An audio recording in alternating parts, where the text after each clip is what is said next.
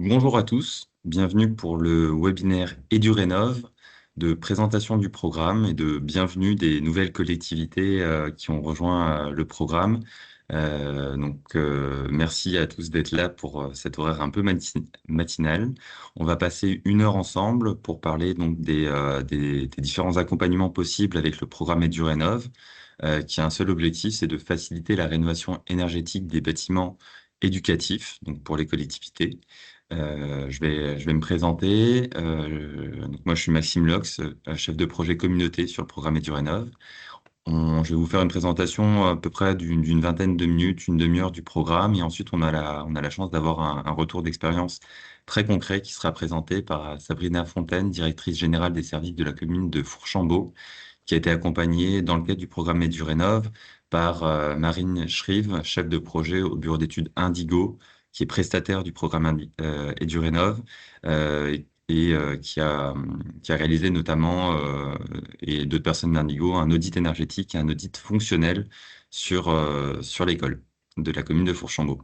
Donc voilà, donc on passe 1 heure ensemble, présentation du programme, retour d'expérience, et on prend un bon temps à la fin, au moins un quart d'heure, pour répondre à toutes vos questions. Donc si vous avez des questions, vous pouvez les poser soit dans le chat, soit lever la main en cours de présentation, ou alors prendre le temps à la fin de les poser directement de vive voix. En tout cas, on prendra le temps de répondre à toutes vos questions. C'est vraiment l'objectif de ce webinaire-là. Voilà, donc on commence tout de suite par la présentation du programme EduRénov. Peut-être tout d'abord, déjà une première petite question pour démarrer, c'est de quelle région venez-vous? Donc il y a une question qui vient d'apparaître normalement, si la technique fonctionne bien, qui vient de popper devant vous. Donc de quelle région venez-vous? N'hésitez pas à répondre et à cocher la réponse. L'idée, en fait, c'est nous, le programme EduRénov, on a un programme national de la Caisse des dépôts, Banque des territoires, et on accompagne toutes les collectivités partout en France. Donc on a logiquement des collectivités qui viennent d'un peu partout. Donc, si vous voulez renseigner, donc là, on a des personnes d'Auvergne-Rhône-Alpes, de Bourgogne-Franche-Comté, du Grand Est, d'Île-de-France, de Nouvelle-Aquitaine, d'Occitanie, Pays de la Loire, voilà, donc un peu partout en France. Beaucoup de Nouvelle-Aquitaine.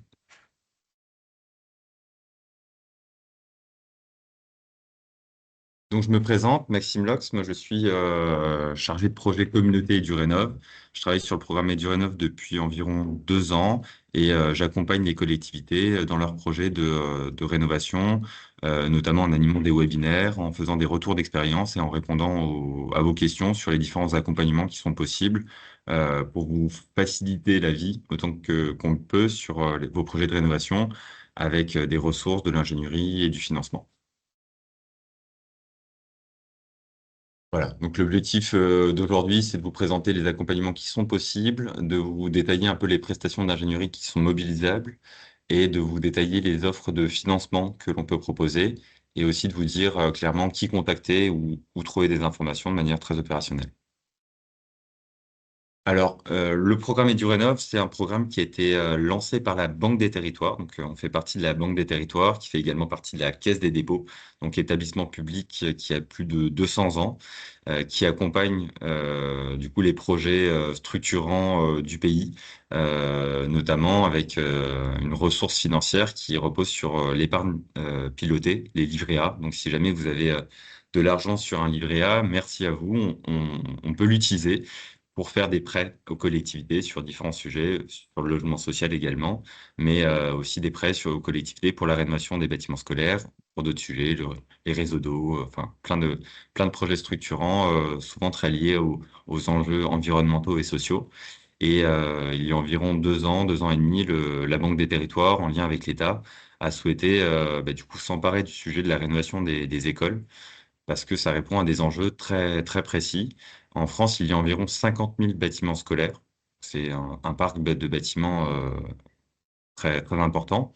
Et l'éducation nationale estime qu'il y a environ 8 sur 10 qui ont besoin d'être rénovés. Donc, parce que du coup, elles se détériorent, il faut refaire la toiture, il y a plein de rénovations à faire sur ces bâtiments-là. Donc, un besoin de rénovation d'un point de vue un peu patrimonial. Ça représente aussi un coût très important pour les collectivités, vous le savez. Un chiffre clé, hein, c'est que à la construction, un bâtiment, ça coûte un quart de la facture et le reste, c'est pendant son fonctionnement. Donc les trois quarts de la facture, 75% du coût d'un bâtiment a lieu pendant son fonctionnement et c'est souvent des factures d'énergie assez importantes pour les écoles. Voilà, ça représente un coût important. Il y a un enjeu aussi sur le confort d'été. Voilà, on le voit de plus en plus. Il y a des écoles qui ont dû fermer l'année dernière parce qu'il faisait trop chaud. Voilà, notamment pour les publics sensibles et maternels, c'est important d'avoir des conditions de confort adéquats. Donc voilà, le programme EduRénov a pour ambition de répondre à ces trois enjeux: rénover le bâtiment, faire baisser les factures et avoir des conditions de confort les meilleures pour les élèves. Il y a aussi des choses très, très, très pratiques d'un point de vue de la collectivité. Nous, ce qu'on voit, c'est que le coût d'une rénovation globale, c'est environ, et pour donner une fourchette un peu élargie, entre 1000 et 3000 euros. Voilà, tout dépend ce qu'on met dans une rénovation globale, si on refait la toiture, si on fait la cour d'école, etc. Mais nous, c'est à peu près ce qu'on voit dans les rénovations en ce moment. Donc ça représente un coût important. Et il y a aussi un manque souvent de ressources humaines en interne pour pouvoir piloter des projets qui peuvent être complexes. Donc voilà, coût important des rénovations, besoin d'ingénierie pour pouvoir aussi structurer des projets. C'est aussi deux éléments qu'on essaye de lever pour pouvoir faciliter la rénovation des bâtiments. Et on a donc deux objectifs. C'est d'accompagner, nous, c'est notre objectif un peu interne, un peu politique aussi, d'accompagner 10 000 projets. Donc sur les 50 000 bâtiments scolaires en France, on voudra en accompagner 10 000, avec un objectif un peu minimal, un talon, d'avoir des rénovations qui visent au moins 40% d'économie d'énergie. Donc c'est un objectif qui est calé sur le décret tertiaire. Donc c'est voilà, essayer de baisser d'au moins 40% la consommation d'énergie des bâtiments publics notamment. Et pour ça, on a des moyens, donc des moyens financiers. Donc c'est l'argent des livrets A qu'on utilise pour faire des prêts. Donc on peut faire des prêts, on peut pas faire de subventions, mais on peut faire des prêts sur des longues durées. Et on a 2 milliards d'euros qui sont fléchés pour faire des prêts sur les travaux de rénovation de bâtiments.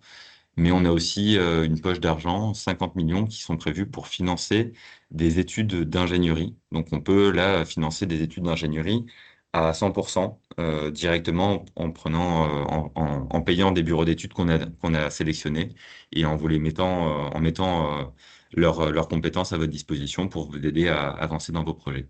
Mais on en parle après, et c'est le retour d'expérience qui sera présenté tout à l'heure. Actuellement, les chiffres sont déjà plus à jour, mais on a 5600 projets qui nous ont rejoints. Donc, on commence à avoir beaucoup de porteurs de projets qui sont présents. Donc, c'est un sujet qui est très, très partagé. C'est pas des rénovations qui sont déjà réalisées. On est plutôt aux alentours de 600 projets réalisés. Et les autres sont en cours d'accompagnement ou au tout début de leur réflexion, comme peut-être certains d'entre vous. Voilà, donc on a des projets finalisés en cours d'accompagnement et au tout début de leur réflexion. Le programme EduRénov, c'est un programme qui se veut partenarial, donc on a tissé des partenariats avec différentes institutions, donc les ministères, bien évidemment, des acteurs aussi publics d'accompagnement territoriaux, comme le programme ACTE, les ALEC, les CAUE, l'AMF, mais aussi des partenaires plus privés. Voilà, donc on essaie de rassembler un peu un écosystème d'acteurs de la rénovation pour trouver les meilleurs moyens de faciliter, d'activer des solutions, de trouver de nouvelles méthodes pour rendre la rénovation plus facile pour les collectivités. Au tout début du programme, on a réalisé avec des experts techniques, le CSTB et le CEREMA, un document qui s'appelle la Charte de la rénovation du bâtiment scolaire. Alors, c'est un document qu'on vous propose de regarder. Ça rassemble en fait des préconisations, un peu, c'est comme un mini référentiel de solutions qu'on peut intégrer dans une rénovation globale et voilà, qui est organisé en 6 dimensions. Donc, ça va du rôle de la collectivité, la connaissance du bâtiment, l'amélioration de la performance énergétique, forcément, l'adaptation au changement climatique, le confort, et l'usage des bâtiments avec les utilisateurs. Et il y a des actions qui sont listées et qui sont gradées. Ça va des choses essentielles, un peu réglementaires, les choses pour bien faire et des choses pour aller plus loin. Donc voilà, on vous met le lien dans la conversation, merci Marie, pour pouvoir y accéder et pour pouvoir le consulter. Donc l'idée, c'est de donner un peu une clé de lecture pour faire une rénovation la plus globale possible, en ayant un peu en tête les différentes réglementations qui s'appliquent et les différents éléments qui peuvent être intégrés dans un programme de travaux ambitieux. Pour pouvoir intégrer du rénov, en fait, ce qu'il faut, c'est que vous ayez un bâtiment scolaire. C'est de la crèche à l'université. Donc les écoles, les collèges, les lycées, le périscolaire, les cantines rentrent dedans. Actualité aussi, c'est qu'on est en train d'élargir le périmètre. Les bâtiments sportifs vont bientôt pouvoir être aussi éligibles. Donc les gymnases, les piscines, etc., seront aussi éligibles aux accompagnements du programme EduRénov. Et ce qu'on vous demande pour pouvoir rejoindre le programme EduRénov, c'est uniquement de viser 40% d'économie d'énergie. Donc, on vous demande pas de justificatif pour rejoindre le programme, mais c'est juste d'avoir, voilà, un programme de travaux qui aurait pour ambition de viser au moins 40%. Ça peut aller assez vite et de considérer la charte de la rénovation énergétique. On vous demande pas de cocher toutes les cases, hein, mais c'est juste d'essayer de faire un projet un peu global, pour faire une rénovation pertinente. Alors, concrètement, qu'est-ce qu'on vous propose? C'est peut-être ça qui va le plus vous intéresser. Donc, quels sont les accompagnements du programme? Donc, on vous propose, en fonction de votre avancement, différents éléments qui sont répartis en trois grandes familles. En gros, c'est des ressources, de l'ingénierie et du financement. Donc, quand vous êtes au début de votre projet, vous avez certainement plus besoin d'avoir un peu des idées, de trouver des informations techniques, des retours d'expérience. Donc, ce qu'on fait, c'est qu'on fait des retours d'expérience. On a un certain nombre de retours d'expérience qui sont regroupés dans des documents comme celui-ci, par exemple. On vous met le lien en description aussi. Donc, c'est des cas d'école, ce qu'on appelle. Donc, c'est des retours d'expérience un peu partout en France qui montrent des éléments sur voilà, des rénovations avec des infos clés sur qu'est-ce qui s'est passé en programme de travaux, combien ça a coûté, les chiffres clés, des interviews d'élus. Donc des choses très pragmatiques, très pratiques et qui sont assez nombreux. Donc logiquement, vous pouvez en retrouver assez proche de chez vous. On vous propose aussi des guides, des webinaires. Donc vraiment, ça c'est toute la partie ressources. Donc les guides, on peut avoir des guides sur la rénovation en site occupé, des guides sur le financement, des guides sur l'ingénierie. Voilà, on vous met quelques liens en description. N'hésitez pas à nous demander plus précisément si vous avez un besoin particulier. Ensuite, on vous propose de l'ingénierie. J'y reviens après, donc je détaille pas trop maintenant. Et après du financement, et j'y reviens aussi tout à l'heure. Voilà, donc sur les ressources qu'on vous propose, encore une petite diapo qui présente les éléments. Donc on a différents guides sur différents sujets, le financement, l'ingénierie, la rénovation en site occupé, la végétalisation. Voilà, c'est vraiment l'idée, c'est de vous donner des éléments un peu techniques pour pouvoir avancer sur ce projet. On, on croit beaucoup aux échanges pair à pair, donc on a une chaîne YouTube aussi, où on a des retours d'expérience et on fait des webinaires toutes les 2 semaines sur différents sujets.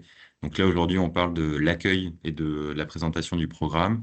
Et dans 2 semaines, on parlera de QPV, donc comment rénover des écoles en QPV. Et celui qu'on avait fait il y a 2 semaines parlait plutôt de l'histoire de la construction des écoles à travers les époques. Voilà, on essaie d'avoir différents sujets abordés dans ces temps d'échange. Un petit zoom, voilà, donc sur les panoramas cas d'école, sur les retours d'expérience qui sont réalisés. Vous pouvez aller voir la chaîne YouTube. Donc, on a une 70 ou 80 vidéos de retours d'expérience qui montrent des projets en 2-3 minutes avec des interviews d'élus, de techniciens, d'accompagnateurs aussi, qui peuvent voilà, vous donner à voir des exemples de rénovation qui sont réalisés partout en France. Pour parler maintenant de la deuxième partie de l'accompagnement, donc de l'ingénierie, donc on peut vous mettre à disposition de l'ingénierie en prenant en charge à 100% les études via un marché à bon de commande. En fait, concrètement, on a lancé un accord cadre où on a recruté des bureaux d'études qui sont spécialisés sur un certain nombre de domaines. Et ensuite, quand on a une commune qui a une collectivité qui rejoint le programme EduRénov et pour laquelle on voit qu'il y a un besoin d'une étude qui lui permettrait de débloquer une situation pour avancer, on peut passer un bon de commande au bureau d'études qu'on a déjà recruté pour voilà, commander un audit énergétique, un audit fonctionnel, une ingénierie financière. et le bureau d'études interviendra pour la collectivité pour réaliser l'étude et ensuite repartira une fois que l'étude sera réalisée. Et nous, on prend en charge cette étude à 100%. Donc, on paye le bureau d'études, vous n'avez rien à débourser, vous n'avez pas à recruter non plus le bureau d'études. Vous ne pouvez pas le choisir, par contre. Donc, c'est des bureaux d'études qui sont déjà recrutés en amont. Mais vous n'avez pas à faire une procédure, pas à rédiger un cahier des charges. C'est assez facile, enfin, c'est plus facilitant pour la collectivité pour avoir accès à cette ingénierie. Ici, on détaille les différentes études qui peuvent être réalisées. Donc, c'est assez large, mais l'idée, c'est de pouvoir réaliser les différentes études qui sont sur les phases amont, un peu voilà, de définition du projet. Donc, ça peut être un schéma directeur quand il y a beaucoup d'écoles sur une collectivité pour savoir par laquelle il faut commencer, qu'est-ce qu'il faut prioriser. Des audits énergétiques, audits fonctionnels, assistance à maîtrise d'usage aussi. On peut vous proposer des expertises, des experts en maîtrise d'usage qui viennent intervenir pour voilà, comment intégrer les besoins des utilisateurs dans un programme de travaux, rédaction de programmes techniques détaillés, assistance à la sélection de maîtrise d'ouvrage délégué ou de maîtrise d'œuvre, et des éléments plus sur la partie financière, ingénierie financière, donc des audits financiers et un appui à la à la mise en œuvre de montages un peu complexes, marchés globaux de performance, contrats de performance énergétique, etc. Donc voilà un peu le panel d'ingénierie qu'on peut proposer. L'idée, c'est qu'en fait, on ne peut pas faire toutes les études sur toutes les collectivités, mais en général, on intervient sur un projet en faisant une étude, parfois deux, exceptionnellement trois, mais pour voir, l'idée, c'est toujours de débloquer des situations pour pouvoir faire avancer les projets. Et on essaye du mieux possible d'être en complémentarité avec l'ingénierie qui est proposée localement par d'autres acteurs, le programme ACTE, les syndicats d'énergie, les AREC, les CAIE, les ADAC, etc. On essaie de dialoguer avec eux pour voir s'il y a déjà des accompagnements qui sont réalisés localement. Sinon, on propose un accompagnement complémentaire, que ce soit effectivement complémentaire et qu'on ne refasse pas la même étude qui est déjà proposée localement. Un petit zoom sur l'ingénierie financière parce qu'on pense que c'est aussi quelque chose de très structurant. On peut réaliser donc du coup différents types d'ingénierie financière. Ça peut être des études un peu de flash. On regarde vos financements, on regarde votre projet, combien ça coûte, combien vous avez de capacité d'autofinancement, combien vous pouvez aller chercher de subventions, combien vous pouvez solliciter de prêts et sur quelle durée. Et le bureau d'études spécialisé va faire des scénarios de financement en vous proposant différentes hypothèses de subventions, d'autofinancement, de prêts avec des durées plus ou moins longues. Donc voilà, donc c'est pour vous donner un peu des éléments pour faire des choix, éclairer des choix et pouvoir arbitrer après derrière. On peut aussi vous aider si vous souhaitez aller chercher des subventions. Donc on peut vous aider à monter des dossiers. Alors parfois vous savez mieux que nous, mais si jamais vous cherchez ou vous n'avez pas trouvé tout ce qui est possible, vous pensez, on peut vous aider là-dessus pour trouver des subventions et monter certains dossiers. Et le troisième, donc c'est la partie montage complexe ou globaux de marché de performance énergétique. Donc, c'est plutôt pour des projets un peu plus gros, plusieurs millions, voire dizaines de millions d'euros, où là, on veut avoir une garantie de performance énergétique et on peut rédiger des clauses juridiques, financières pour s'assurer qu'à l'exploitation, on a bien la performance énergétique qui est visée initialement. Donc là, c'est un marché global de performance qui est réalisé. Il faut rédiger des clauses juridiques pour s'assurer que voilà, le prestataire qui sera le mandataire du groupement qui réalisera les travaux et l'exploitation, eh bien, l'obligation d'atteindre des performances énergétiques qui sont visées. Voilà, donc là, on a aussi des experts juridiques et financiers qui peuvent réaliser ça. Quelques retours d'expérience de collectivités qui ont été accompagnées. Alors, je ne rentre pas trop dans le détail parce que là, on a la chance d'avoir un retour d'expérience concret d'une collectivité à la fin, mais pour vous dire qu'on fait des accompagnements sur tout type de collectivité partout en France. On a notamment beaucoup de demandes de petites collectivités qui ont besoin d'ingénierie, parce que du coup, l'ingénierie n'est pas présente au sein de la collectivité. Donc, on accompagne beaucoup de petites collectivités, mais pas que. On a aussi des grosses collectivités qui viennent nous voir et qui ont, voilà, par exemple, des conseils départementaux qui ont besoin d'audit énergétique ou de schéma directeur immobilier, de schéma financier aussi. Donc, n'hésitez pas à nous solliciter pour avoir de l'accompagnement en ingénierie. Je précise aussi qu'on le fait toujours en lien avec la direction régionale de la Banque des Territoires. Donc, moi, je suis basé à Paris, donc un peu loin des projets, mais on a des antennes partout en France qui connaissent certainement très bien votre collectivité, vos projets, et on le fait en lien avec les personnes qui vous connaissent localement. Alors, peut-être une nouvelle question pour avancer là-dessus. Où en est votre rénovation? Donc, je vais lancer un nouveau sondage pour vous poser cette question. Donc, concrètement, où est-ce que vous en êtes, vous, dans votre rénovation? Est-ce que vous en êtes plutôt au début? Est-ce que vous êtes à la définition du projet? Est-ce que vous êtes en train de faire des études préliminaires? Est-ce que vous êtes en train de faire de la conception? Vous avez déjà recruté votre bureau d'études, votre architecte? Est-ce que vous êtes en phase de mise en œuvre ou en exploitation?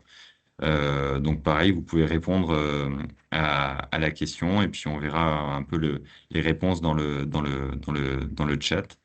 Euh,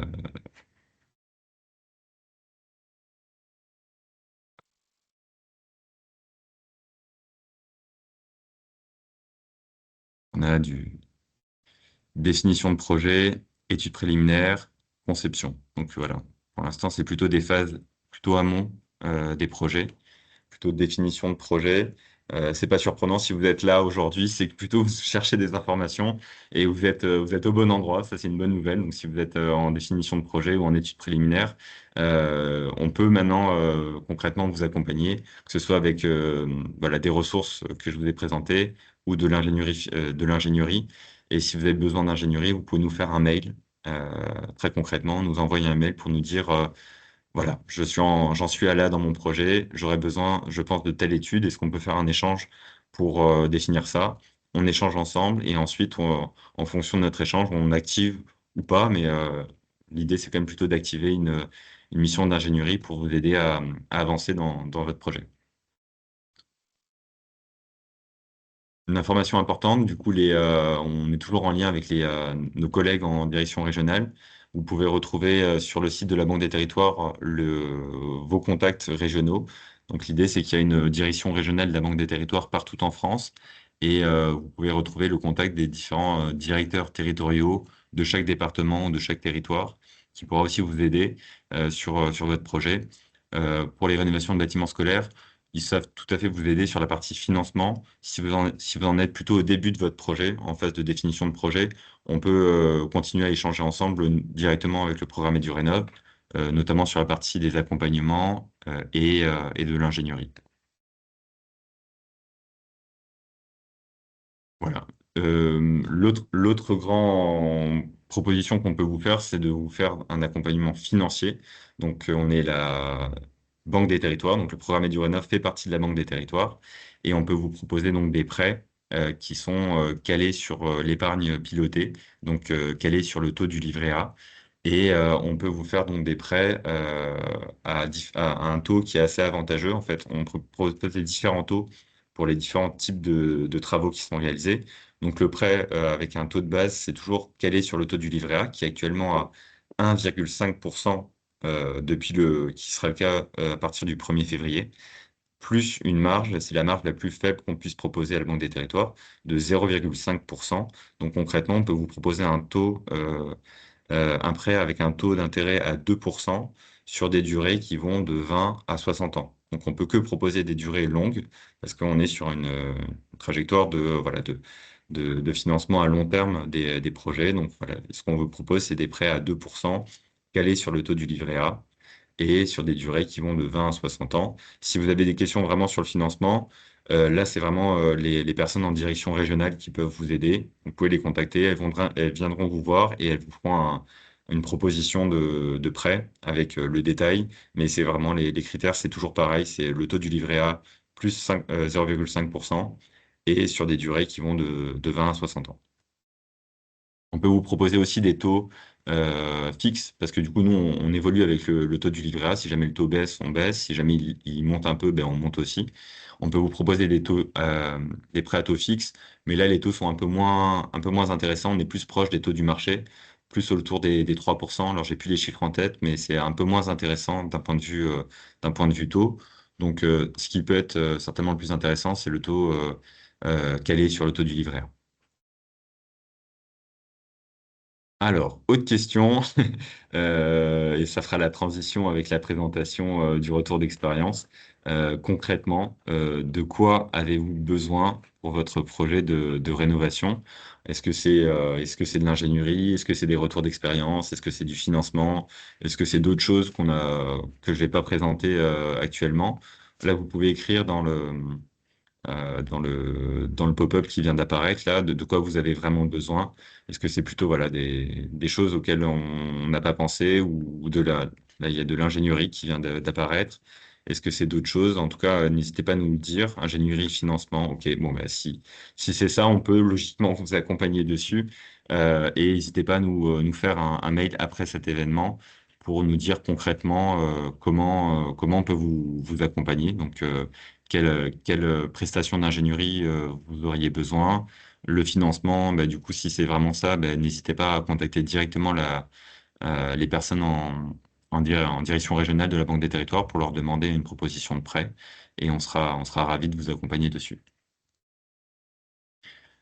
Je pense que ça fait une bonne transition aussi avec bah, du coup le retour d'expérience qu'on vous propose aujourd'hui, donc de la commune de Fourchambault, qui a été accompagnée dans le cadre du programme EduRénov sur des missions d'ingénierie via le bureau d'études Indigo.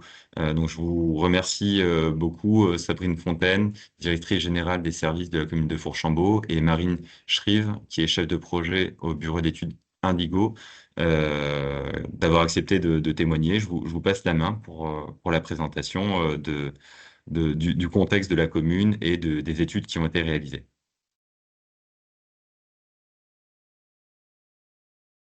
Bonjour, donc Sabrina Fontaine, tout le monde, on m'entend? On vous entend bien. Ok. Donc Sabrina Fontaine, directrice générale des services de la commune de Fourchambault. Euh, Fourchambault dans la Nièvre, à 2h30 en dessous de Paris, tout droit, entre Paris et Clermont. Donc on est une ville-centre d'un bassin d'environ 12 000 habitants avec les communes voisines. On est une ancienne ville très industrialisée. On avait notamment l'usine Vespa. Donc, on avait un peu plus de 6 000 habitants. Et puis, à la fermeture de toutes ces usines, aujourd'hui, on est à 4 120 habitants environ. On est en plein recensement, donc on va voir. Mais dernier recensement, 4 120 habitants. Toutefois, on a tous les services d'une commune de plus de 10 000, médiathèque, gymnase, enfin on a 17 bâtiments, 3 écoles, voilà. En 2023, on a été sélectionné, pour refaire un petit peu l'historique, en 2023, on a été sélectionné suite à un dépôt de dossier par l'ADEME, Banque des Territoires, pour une étude SDIE, donc schéma directeur immobilier énergétique. Donc, on est toujours dedans. C'est un programme qui dure un peu plus de 2 ans. Et donc, on a bénéficié à ce titre d'un support méthodologique et d'un accompagnement à la réalisation d'études pour cibler un peu nos priorités dans nos bâtiments. Donc, savoir si on devait si on conservait tout, si on en vendait, si on en cédait, si on en démolissait, etc. Donc, parallèlement à ça, donc, on s'est renseigné sur nos bâtiments, enfin sur les aides qu'il pouvait y avoir, en sachant que les élus avaient déjà défini, on peut passer à la diapo suivante. Oui, bien sûr. Voilà, donc le SDIE nous avait fait faire un classement, ça nous a fait faire un classement de vétusté de nos bâtiments.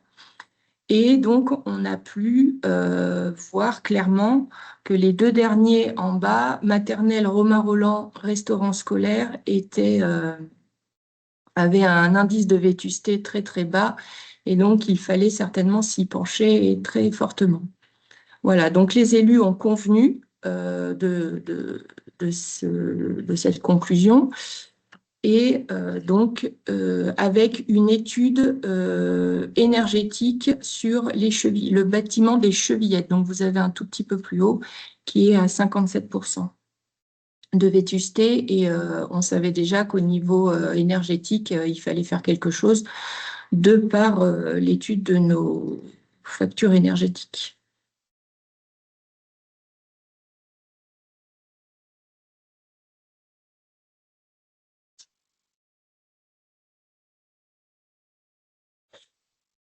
Voilà, donc on vous a un petit peu donc Fourchambault, donc vous avez la délimitation, et puis vous avez en numéro 2 cette fameuse école, l'école maternelle Romain Roland. En 1, vous avez les Chevillettes, et le numéro 4, c'est le restaurant scolaire. Donc, actuellement, le fonctionnement, c'est que l'école Romain Roland, donc en 2, vont jusqu'au restaurant scolaire à pied. Et le 1, du 1 au 4, l'école des Chevillettes jusqu'au restaurant scolaire qui est mutualisé. On a un seul restaurant scolaire pour l'ensemble des écoles. Le 1, donc, s'y rend en bus. Donc, pour faire cette étude, ce schéma-là a été pris en compte par notre prestataire donc, qui nous a été confié. Si on peut passer à la suivante. Voilà. Donc, on a fait une demande énergétique, une demande d'études énergétiques sur l'école des Chevillettes. Donc, au projet EduRénov', on a envoyé tout simplement, donc je vous ai remis simplement nos demandes. Donc, rénovation énergétique du bâtiment, changement des menuiseries, isolation en sous-face, réfection toiture, isolation thermique. Voilà, ça, c'était nos demandes. Et puis, on avait aussi fourni nos consommations énergétiques voilà, pour les aider à travailler. Et donc, à la suite de ça, on a reçu ben, la proposition pour faire cette étude-là. Voilà. Bonjour à tous, Merci. Marine Scribe du coup de Indigo. Donc sur cette étude, on était accompagné par un économiste et par mon collègue qui est spécialiste énergétique. Donc sur l'audit énergétique de l'école des Chevillettes, je vais vous le présenter très rapidement parce que c'est pas mon domaine. Donc l'objectif c'était de respecter le décret tertiaire.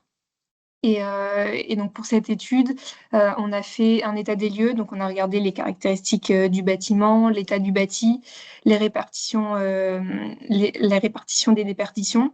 Donc là, vous voyez sur la 3D à gauche, c'est les déperditions par catégorie. Et donc on remarque que le bâtiment voilà, perdait le plus d'énergie par les murs, avec 35%. On regarde aussi la répartition des consommations énergétiques.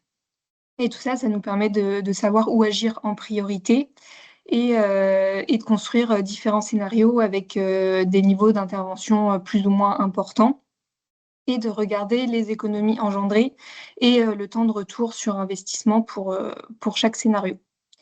Donc voilà pour l'audit énergétique. Voilà, je ne vais pas pouvoir rentrer beaucoup plus dans le détail. Très Et intéressant donc, déjà.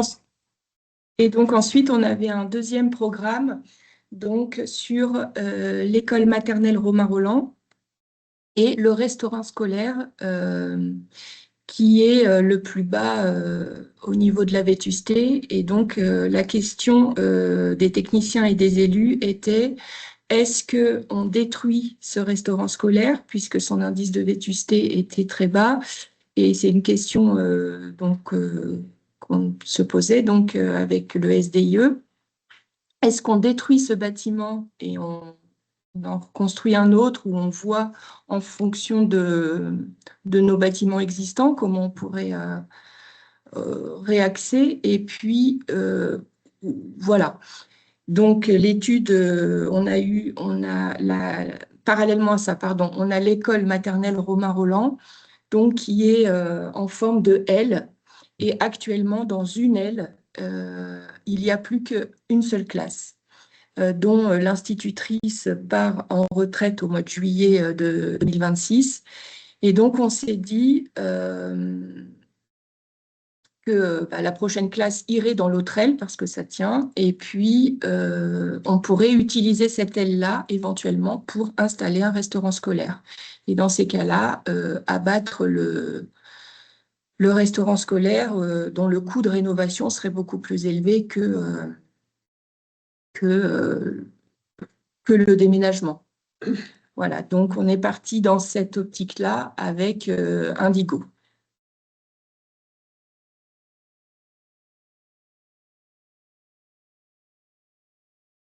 Et donc, pour l'étude fonctionnelle, donc on commence, c'est sur le même principe que pour l'audit énergétique. On commence par un état des lieux. Ensuite, on recueille les différents besoins, donc pour la restauration, pour la maternelle. On les traduit en surface, en liaison fonctionnelle. Et à partir de ces besoins-là, on travaille sur plusieurs scénarios. Et donc pour ça, on a commencé par une visite des différents sites et on a fait un atelier avec les services de la ville, la direction de l'école et le référent du périscolaire pour la partie restauration scolaire. Donc pour que tout le monde puisse voilà, faire ses retours sur les usages, sur les besoins. Et donc sur la première partie du diagnostic, donc on regarde voilà, de manière générale l'insertion urbaine, l'organisation des différents équipements. Et ensuite, on fait des focus par équipement. Et donc sur le restaurant scolaire, donc comme l'a dit Madame Fontaine tout à l'heure, on a un restaurant scolaire qui est commun pour tous les sites de la commune, toutes les maternelles et élémentaires. En 2025, il accueillait 186 rationnaires. Et il s'organise, donc vous avez le plan en bas à droite avec l'accès principal qui est la flèche bleue en bas à droite avec un accueil, des vestiaires, un grand réfectoire qui est commun et une cuisine. Et dans les grands constats qui sont apparus, donc on avait un bâtiment qui était surdimensionné au regard des effectifs, donc qui sont en baisse sur la commune. Un bâtiment qui présente des problèmes d'accessibilité PMR, des problèmes de ventilation et de confort thermique. Voilà, donc ça, c'était les grands constats donc, qui étaient déjà partagés avec la commune sur le restaurant scolaire. Ensuite, sur la maternelle, donc sur le site de la maternelle Romain Roland, on a une école qui comprend 3 classes, 56 élèves en 2025. Donc sur le plan, vous voyez donc le périmètre rouge, c'est vraiment le périmètre du site de l'école avec l'accès principal qui est la flèche bleue à droite. Donc on rentre par la cour et le bâtiment qui est en L à l'intérieur de l'emprise et en rez-de-chaussée. Donc là, on a une école, donc comme je disais tout à l'heure, Mme Fontaine, qui est sous-occupée, avec aussi d'anciennes salles de classe qui par exemple, sont utilisées comme des locaux de stockage. Et on a des problèmes de confort thermique et des espaces extérieurs qui sont très généreux. On a 1900 mètres carrés d'espace extérieur. Donc pour 3 classes, c'est très généreux. Et une cour qui est assez peu végétalisée. Du coup, on a sur ce site-là une capacité d'extension qui est assez importante, d'une part à l'intérieur du bâtiment avec une réorganisation qui est possible pour libérer de la place, mais aussi à l'extérieur où on peut se permettre de réduire la surface des espaces extérieurs pour créer une extension si besoin sans détériorer l'usage de la cour de récréation. Et dans les constats principaux, donc sur l'école maternelle et la restauration, donc c'est ce qui a amené la collectivité à se poser la question de rapatrier le restaurant sur ce site-là. Et sur la slide suivante, donc après avoir fait le diagnostic des équipements, on a regardé le dimensionnement des besoins. Donc ça, on l'a fait d'après la visite qu'on a fait et l'atelier, et en s'aidant des référentiels de l'éducation nationale. Et donc, on a différents besoins qui se sont exprimés. Donc là, par exemple, sur le restaurant scolaire, ça a été la possibilité de modifier le fonctionnement du self pour avoir une organisation en semi-self pour les élémentaires, un souhait de conserver les flux différenciés entre les différents sites, donc que les élèves de l'école des Chevillettes ne croisent pas les élèves de la maternelle Romain Roland, etc. Donc on a recueilli tous ces besoins-là et on a travaillé sur 3 scénarios d'organisation de la restauration. J'étais encore sur la slide d'avant. Merci. Donc sur les scénarios d'organisation de la restauration, on avait regardé pour réduire au maximum le nombre de places physiques de la restauration. Mais ça a impliqué des changements de mobilier entre les services, donc c'était pas acceptable pour la commune. On a regardé un scénario où on avait une place physique par élève, mais avec un fonctionnement avec 2 services de restauration. Ça faisait un réfectoire qui était vraiment pas optimisé. Et donc, on a abouti à un scénario où on a une optimisation du nombre de places tout en évitant la manutention de mobilier entre les services. Et avec ça, donc on a traduit tout ça en schéma fonctionnel, donc que vous voyez en haut à gauche avec les liaisons fonctionnelles, proximité entre les espaces et tableau de surface avec les surfaces locales par locales. On a fait la même chose ensuite sur la partie maternelle Romain Roland, donc avec l'expression des besoins, donc le souhait de conserver les 3 salles de classe, des salles de décloisonnement, et d'autres besoins. Je ne vais pas rentrer spécialement dans le détail. Si vous avez des questions par la suite, n'hésitez pas. Et donc, on a fait la même chose. On l'a traduit en schéma fonctionnel, en tableau de surface. Et donc, ça nous a permis d'avoir vraiment le dimensionnement des besoins pour pouvoir ensuite élaborer plusieurs scénarios de faisabilité.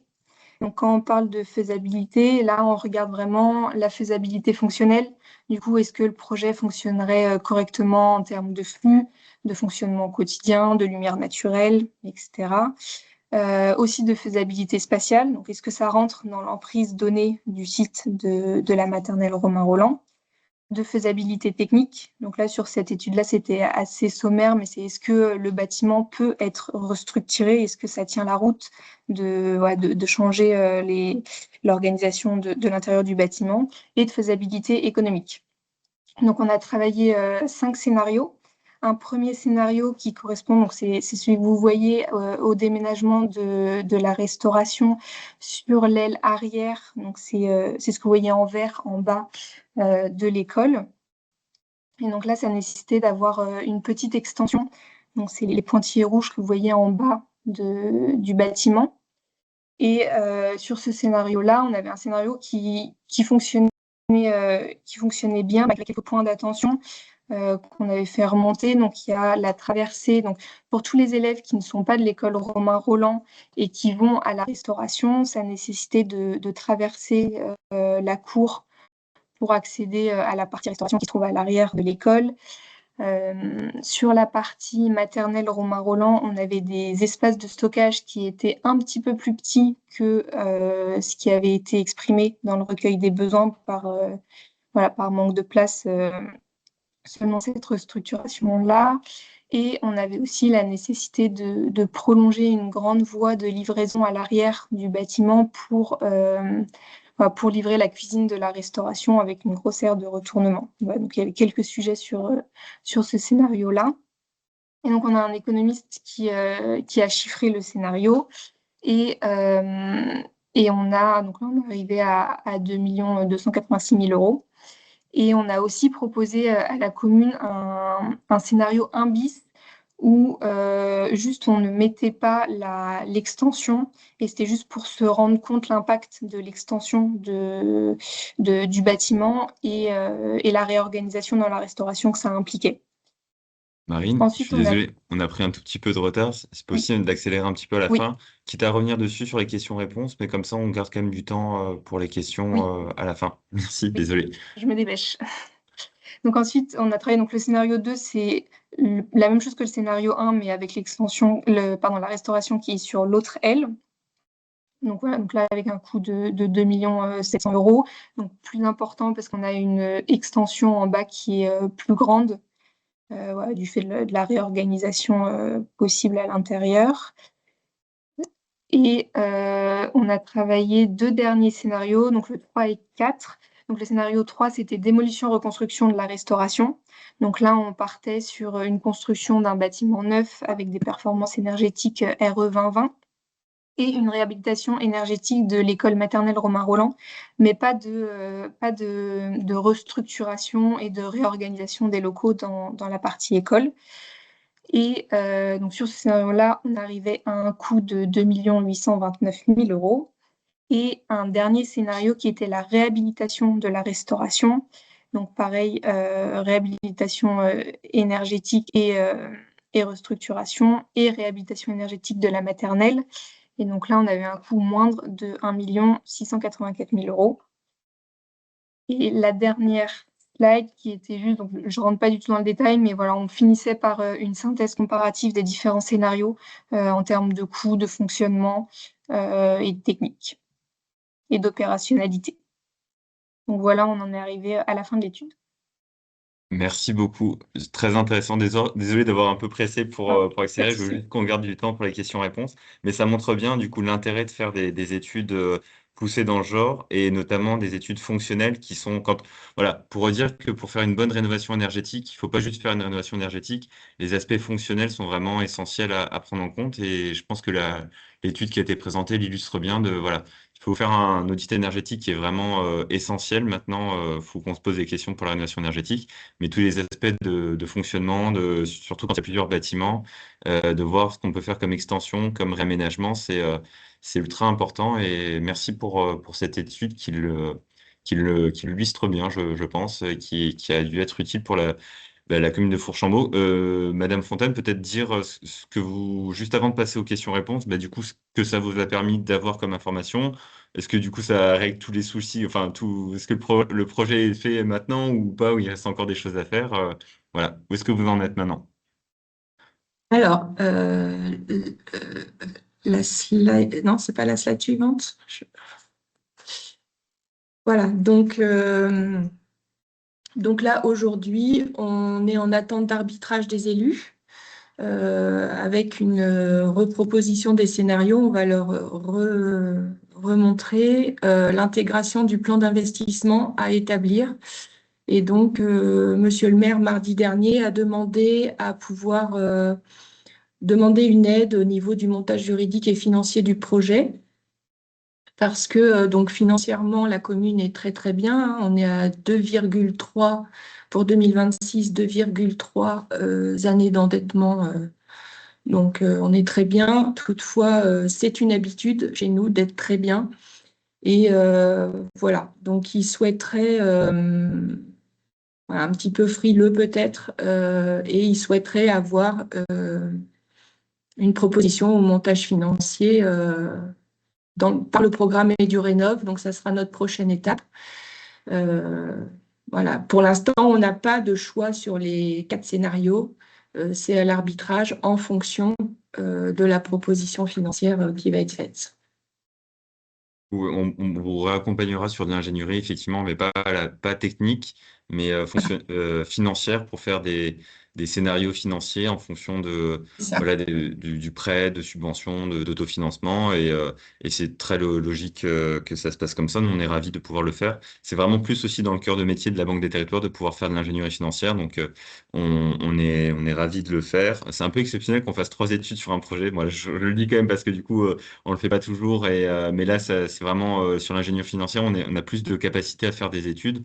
Donc, je le dis pour les personnes qui sont présentes, n'hésitez pas à nous solliciter sur cette partie-là d'ingénierie financière. On peut vous aider à faire des plans financiers pour voir si ça passe, de combien, et voilà. Donc, vraiment avoir une vision là-dessus. Merci beaucoup pour les présentations. On a pris 5 minutes de retard par rapport au temps qui était prévu pour laisser un quart d'heure de questions-réponses à la fin. On pourra un tout petit peu déborder après 9 heures si vraiment il y a énormément de questions. Il n'y en a pas eu des questions, je pense, dans le chat, mais ce qu'on vous propose, c'est tout simplement lever la main. Il y a un bouton en plein milieu qui est lever la main. Vous pouvez lever la main et on vous donnera la main pour parler directement et poser vos questions.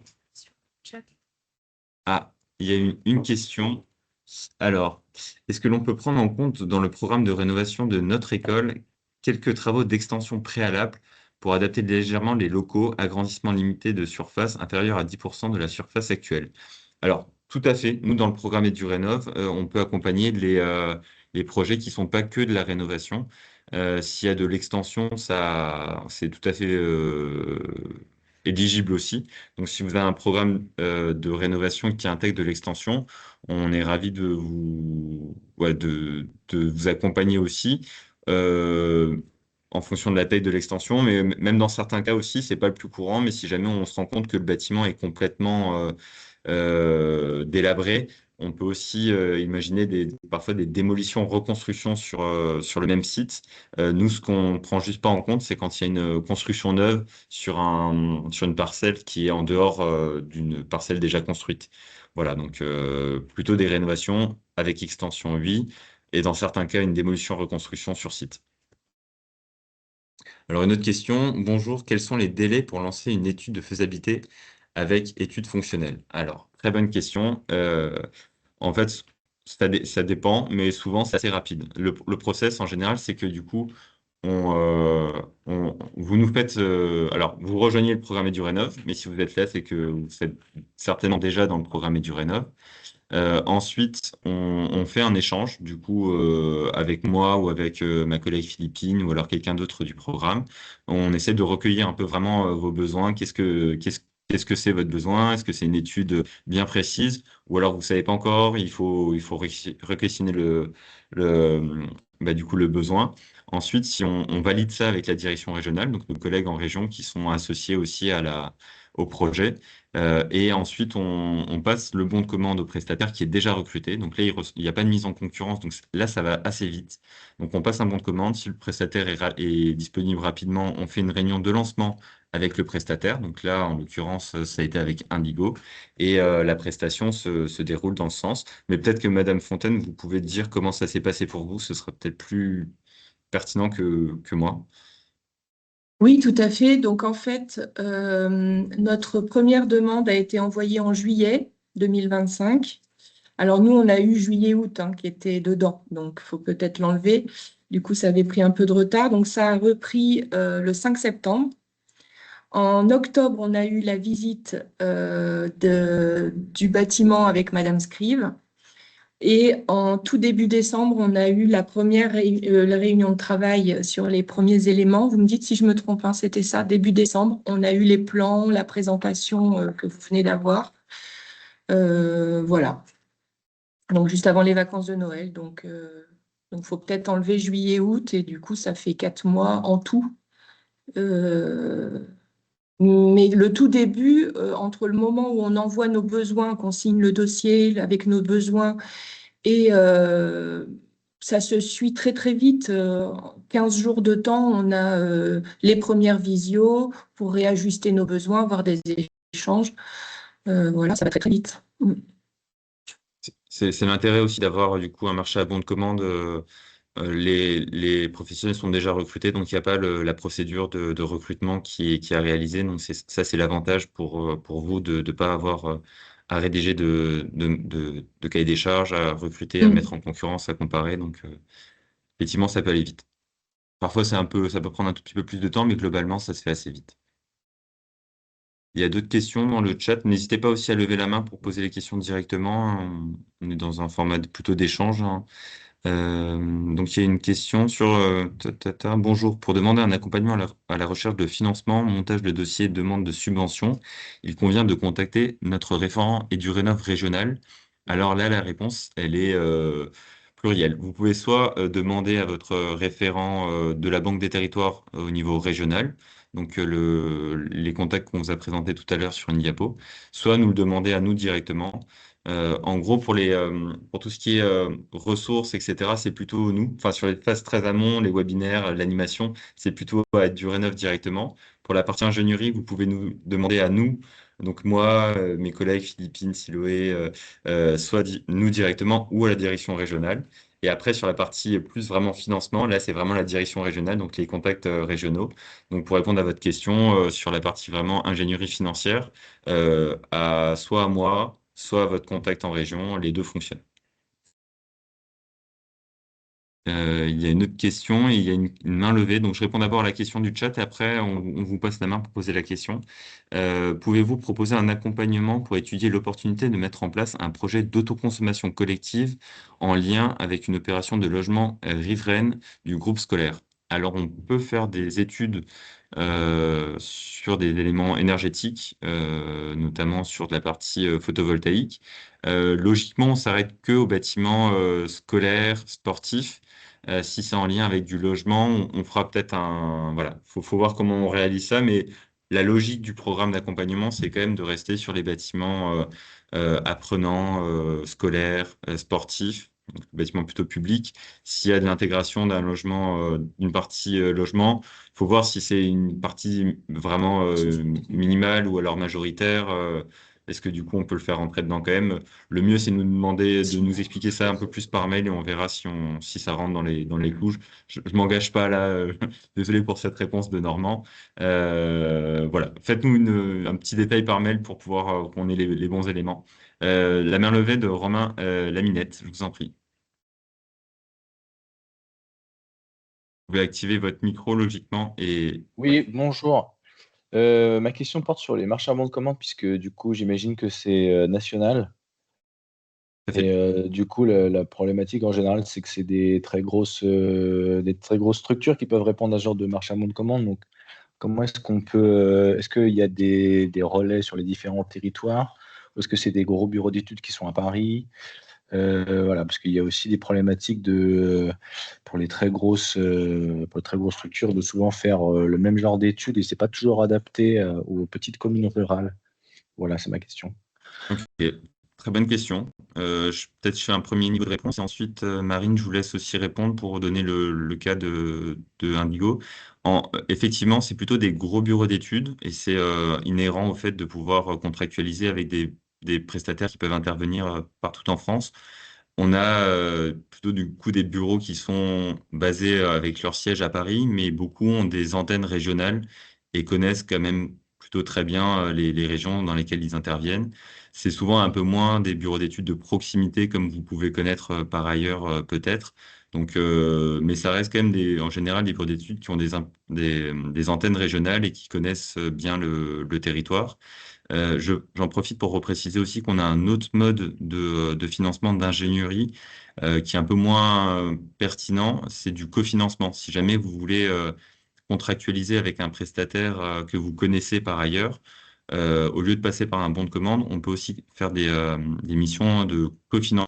Donc en fait, vous passez vous la mission directement à un bureau d'études que vous connaissez, que vous avez recruté. Et là, on peut vous aider au maximum à hauteur de 50%, parfois un peu moins, de l'étude qui est réalisée, mais on peut aussi vous donner de l'argent pour une prestation que vous passerez sur une étude en lien avec la rénovation d'un bâtiment scolaire en la cofinançant. Donc, on a les deux moyens du marché à bon de commande et du cofinancement. Voilà pour répondre à la question. Marine, si vous voulez donner des éléments sur Indigo. Voilà, nous, Indigo, on est dans le cas où on a plusieurs antennes réparties en France. Effectivement, on est basé à Paris, mais aussi à Chambéry, à Nancy, à Nantes, Marseille. Donc, on a plusieurs antennes un peu partout. Après, c'est vrai que on n'est pas non plus dans chaque commune de France, donc c'est sûr qu'on ne connaît pas très localement le territoire, mais on est toujours vraiment dans une logique d'assistance à la maîtrise d'ouvrage, de démarche partenariale. Donc, on essaie quand même au maximum voilà, de partir de vos besoins, contraintes et spécificités locales.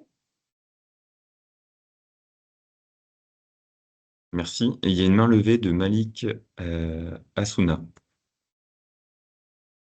Oui, bonjour, merci, bonjour à toutes et à tous. Merci pour ce webinaire. Il y en a eu d'autres. Merci pour toutes ces informations et puis pour votre soutien, parce que c'est pour des villes, monsieur tout à l'heure parlait de villes justement de communes rurales ou de communes de moindre taille. Quelquefois, avoir toute la chaîne d'ingénierie et de techniques financières et autres de mise sur marché, on l'a pas toujours. Donc voilà, merci à la métropole et à la Banque des Territoires de réaliser ce type de prestation. J'avais une question enfin très très factuelle. Nous, on a comme beaucoup un état bâtimentaire avec un état de vétusté dont je sais déjà qu'il va être assez élevé. Et nous avons une deuxième problématique qui est celle de l'urgence, puisqu'on ne suit pas on suit pas le déclin démographique scolaire et on va avoir très prochainement à pouvoir être dans l'obligation d'ouvrir un certain nombre de classes. Donc, et dans l'urgence. Donc, je m'interrogeais, au-delà de l'aspect bâtimentaire, il y a aussi une extension qui sera à opérer sur nos écoles et de façon urgente. Je m'interrogeais quant à si vous aviez en référencé des modulaires durables qui correspondent aux critères d'économie d'énergie et s'ils sont éligibles dans un premier temps au dispositif, hein, avant de pouvoir mener justement les SDIE et puis les audits qui correspondent. Parce que nous avons une urgence qui se présente à nous cette année et plus encore l'année prochaine. Ok, merci pour votre question, très particulière. Alors, moi non, directement des modulaires durables, mais je sais qu'il en existe. On peut faire effectivement de la construction. On parle aussi beaucoup de construction hors site avec des éléments préfabriqués, des modulaires qui respectent les réglementations RE 2020. Il en existe. J'ai pas de référence à vous proposer, mais je sais que ça peut se faire. Donc, pour construire plus rapidement et peut-être des éléments qui sont déconstruits par ailleurs. Je crois qu'on a aussi des partenaires, temporaire urbain, qui fait partie aussi de la galaxie Caisse des dépôts, qui peut proposer des constructions sur un certain nombre d'années. Donc voilà, je vous invite à regarder Toit temporaire urbain, qui fait des constructions en modulaire et pour une durée, voilà, l'idée c'est de déconstruire après. Peut-être que ça peut correspondre à votre besoin et n'hésitez pas aussi peut-être à me refaire un mail avec les éléments là. Je pourrais faire quelques recherches si je le peux sur ces éléments. Mais c'est vrai que c'est une question qui peut se poser dans certains territoires. On a aussi fait un guide sur la rénovation en site occupé où on parlait des modulaires, plutôt pour mettre voilà, des élèves pendant le temps des travaux. Ça peut peut-être aussi vous intéresser de regarder ce guide sur la rénovation en site occupé. On vous met le lien. Ouais, il y a le lien dans le chat, on vous le mettra dans le mail post-webinaire. Merci pour cette question. J'espère avoir un peu répondu. Il y a d'autres questions. Il y a des prestataires en modulaire. Tout à fait. Alors, on a tous nos prestataires, enfin, le marché qu'on propose, c'est sur la France entière, pas que hexagonal. Donc, on peut vous faire intervenir des prestataires en Guyane.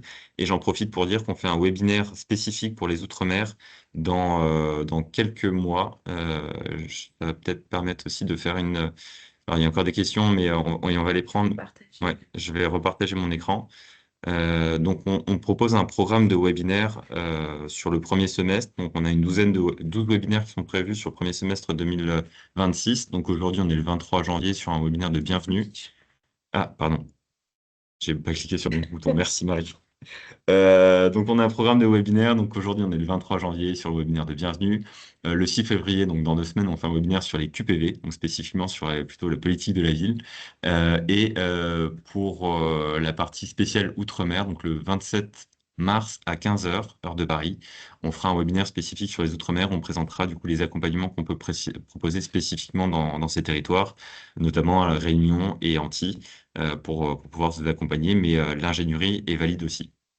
J'essaie de prendre les questions qui sont posées dans le chat. Il y avait une question, donc est-ce donc suite aux études, on va dire pré-étude de projet de faisabilité fonctionnelle, on peut vous solliciter de nouveau pour une étude de financement, de financement et de subvention. Alors logiquement, on accompagne plutôt sur une seule étude ou deux par projet qui ont rejoint le programme EduRénov. Voilà. Parfois, ça peut être un peu plus. C'est le cas ici pour la commune de Fourchambault, 3 études. Pour être totalement transparent avec vous, les études sur la partie de financement, les études d'ingénierie financière, on peut plus facilement les activer. On a prévu plus de bons de commande, on a plus d'argent à disposition sur cette partie-là. Donc spécifiquement, si vous avez des études de demande sur la partie d'ingénierie financière, faut vraiment pas hésiter. On pourra facilement vous accompagner. Sur d'autres types d'études, voilà, on regardera, on sera ravis de le faire. Souvent, il n'y a pas de souci, mais c'est plus facile d'activer, notamment quand c'est une étude qui vient en plus d'une autre, de l'ingénierie financière que d'autres. Donc, sur l'ingénierie financière, n'hésitez pas à nous solliciter. Alors, quelques questions encore. Nous sommes en phase de consultation pour une assistance à maîtrise d'ouvrage sur des études de pré-programmation pour la rénovation de notre groupe scolaire. Les missions vont de l'état des lieux au recrutement du concepteur. Est-ce que l'ensemble de ces missions peuvent être réalisées par vos prestataires? Alors nous, non. Nous, on vient plutôt faire des études un peu ponctuelles. Comme je vous ai présenté, c'est des bons de commande qui viennent vraiment en point particulier pour faire une étude. Si là, vous recrutez une AMO qui est un peu plus large sur un temps un peu plus long, je vous conseille de recruter ce prestataire que vous aurez vous-même sélectionné, mais plutôt de nous demander, comme je l'ai dit tout à l'heure, peut-être de solliciter un cofinancement. Peut-être qu'on pourra vous aider en vous donnant voilà, un peu d'argent pour financer en partie cette étude-là, ce qui vous permettra d'abaisser le coût financier de cette étude, mais de pouvoir quand même profiter d'une AMO sur l'ensemble de ces missions-là de manière plus transversale. Autre question, bonjour, est-il possible d'avoir la présentation de ce jour? Tout à fait. On vous envoie la présentation et l'enregistrement du webinaire juste après l'événement. Bonjour, la présentation, tout à fait. Voilà, on a fait le tour des questions. Si on n'a pas d'autres, je vous remercie. Notamment du coup, Sabrine Fontaine et Marine Schrive qui sont intervenues pour présenter ce retour d'expérience.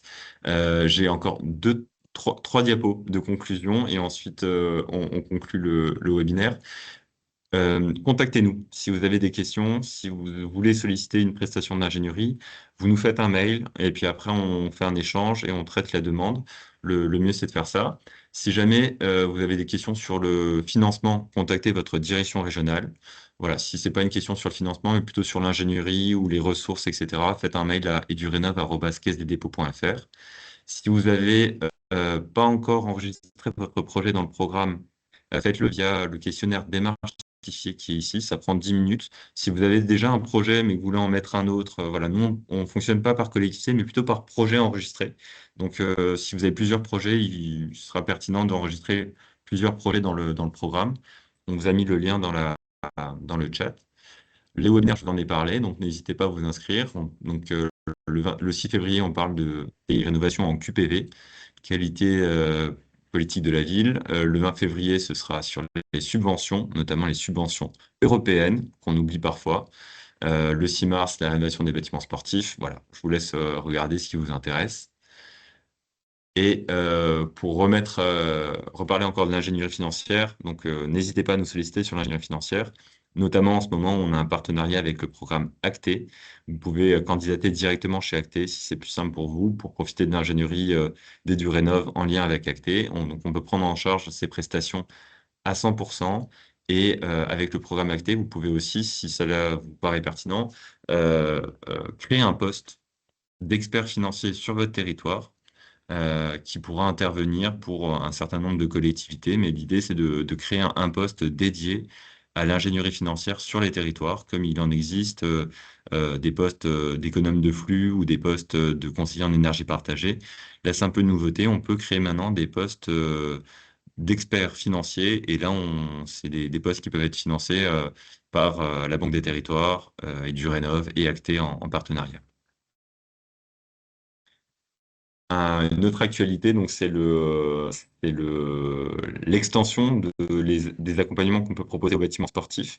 Donc, on vous invite à venir à un événement ou alors à y assister en distanciel. On peut le faire aussi le 29 janvier, le matin. Donc, ce sera cap sur la rénovation des bâtiments sportifs. On parlera de comment on peut aussi vous accompagner sur la rénovation d'un gymnase, d'un dojo, d'une piscine. Voilà. Donc, n'hésitez pas si vous avez un projet aussi de bâtiment sportif. Ils vont être éligibles au programme EduRénov, que ce soit sur la partie d'ingénierie, de financement ou d'accompagnement. Merci à vous, un grand merci pour le retour d'expérience de Fourchambault et merci au bureau d'études Indigo qui a réalisé ces études et qui a accepté de partager aussi cette expérience et ce retour cette expertise. Merci à tous pour votre attention et n'hésitez pas à nous solliciter voilà, pour nous demander les accompagnements ou le financement. On sera ravis de vous aider sur ces sujets. Merci à vous. Bonne journée. Bonne journée. Merci.